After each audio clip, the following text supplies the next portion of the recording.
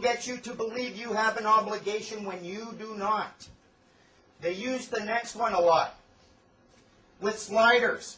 Anytime they are giving you a document and they put it on a counter and it makes a little sliding sound, and they want you to pick that document up, that's a slider.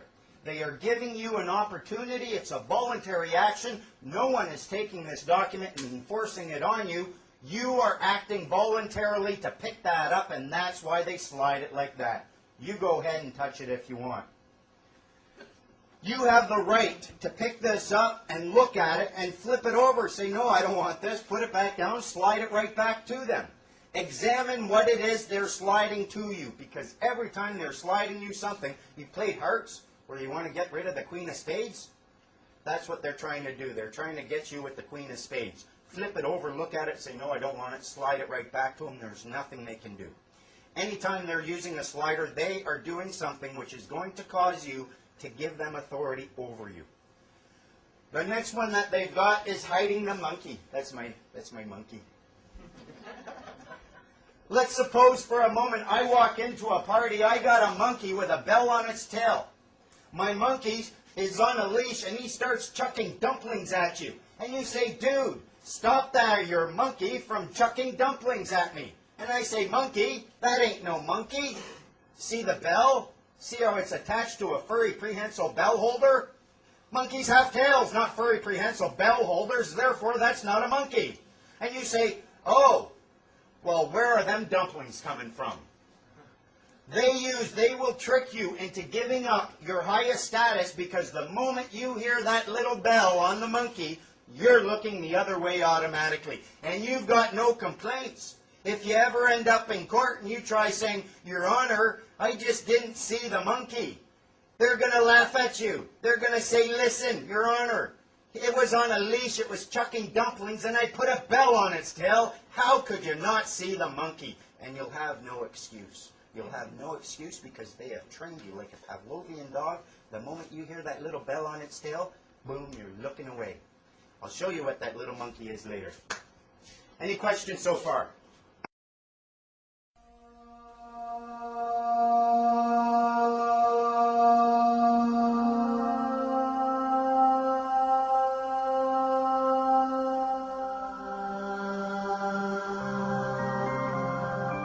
There are 13 basic things that they don't really want you to know. 13 fundamental things that if you remember what they are, you are going to have all the power in the world over them.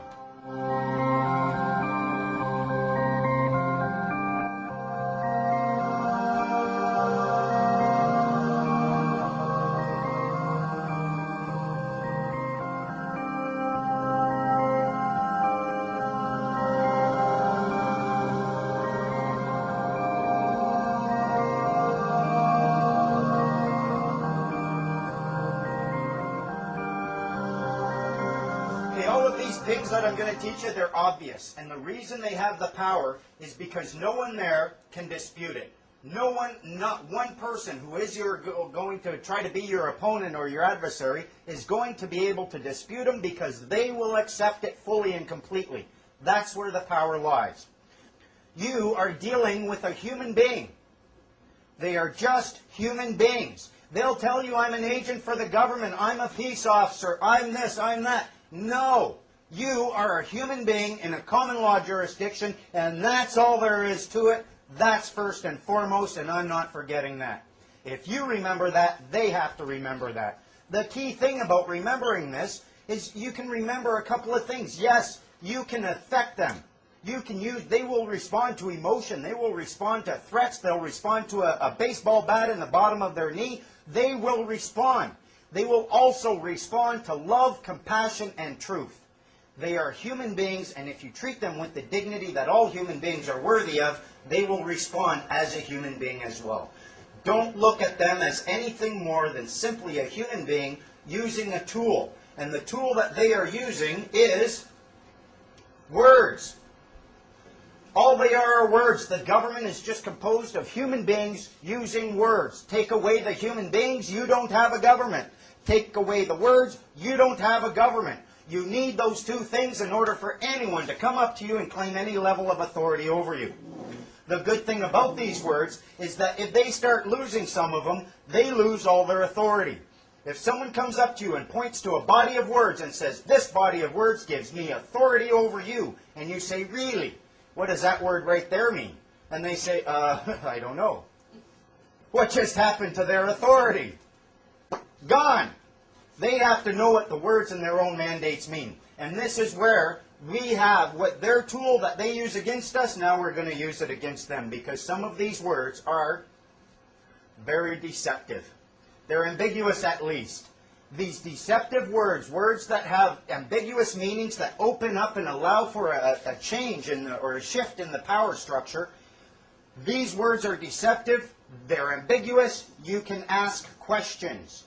You can bring these human beings who are using words to claim authority, ask them questions concerning the deceptive words, and if they don't know the answer, their authority is gone. You don't need any anger, you don't need any hatred, you don't need any violence whatsoever, just a mind and ask some questions. The next three things they use. This is probably one of their biggest tricks here. They get us all thinking. You read in the paper a new law has been passed.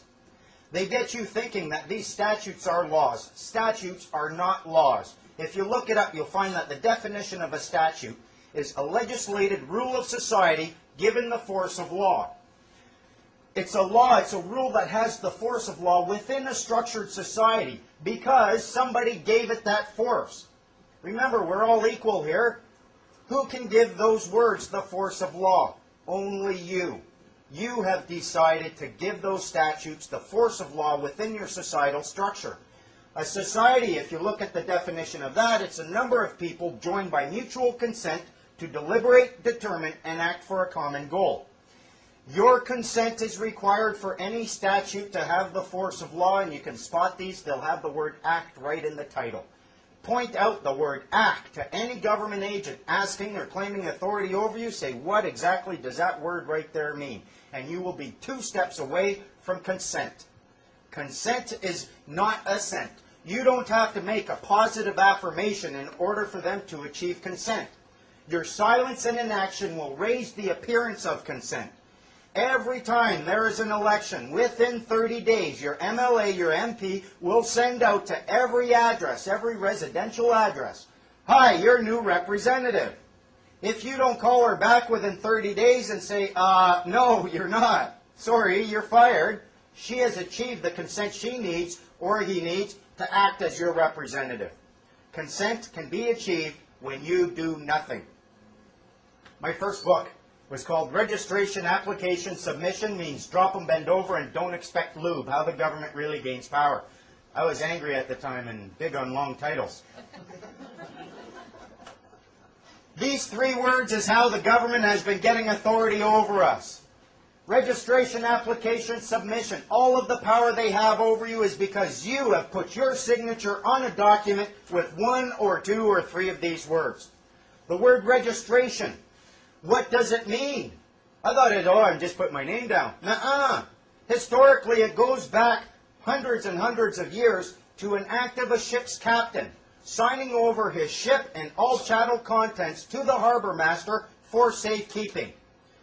Chattel contents included the slaves, the condemned, those in debt, anything that could be party to a contract essentially was considered chattel property. Application. Oh, when I found this one out, I was like, oh my goodness, I'm telling. Application. Application means to beg.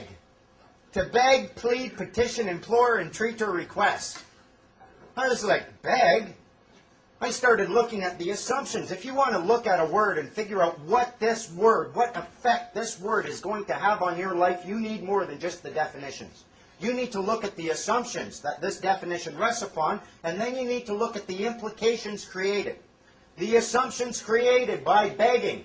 He who begs knows exactly what they're begging for. Well, mind you, one time in Toronto, I had a woman ask me, can I have anything? But for the most part, someone's begging, they know exactly what they're begging for. They know exactly what they are willing to give up for it.